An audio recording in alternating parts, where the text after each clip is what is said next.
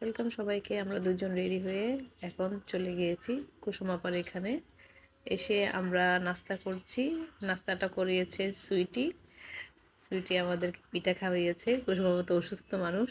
তারপর আমরা বনানী চলে গিয়েছি, কিছু ফুল নিয়েছি আর ছোট্ট একটা কেক নিয়েছি। কেক নিয়ে যাচ্ছি একজনকে সারপ্রাইজ দেওয়ার জন্য। সে হলো কুসুম আপার স্যার। তো ওনার জন্মদিন ছিল, তার জন্য তার বাসায় যাওয়া হয়েছে কেক কাটার জন্য। আমরা সবাই ফুল ফুল দিয়ে তাকে বরণ করেছি। আমরা আমরা কেকটা কাটার জন্য সব কিছু রেডি করেছি। সবাই একসাথে আমরা কেকটা কাটবো। আর উনি হলো ওনার ওয়াইফ। আমরা সবাই কেকটা কেটেছি। কেটে সবাইকে খাওয়া দাওয়া করিয়েছে উনি কেকটা। সবাইকে কেকটা খাওয়াইয়েছে ওনার ওয়াইফকেও। আর কি বলবো, বলার কিছু ভাষা নেই। আমরা সবাই ডায়েট করি কিন্তু প্রচুর মিষ্টি খাই। এই ডায়েট আমাদের সবসময় চলবে।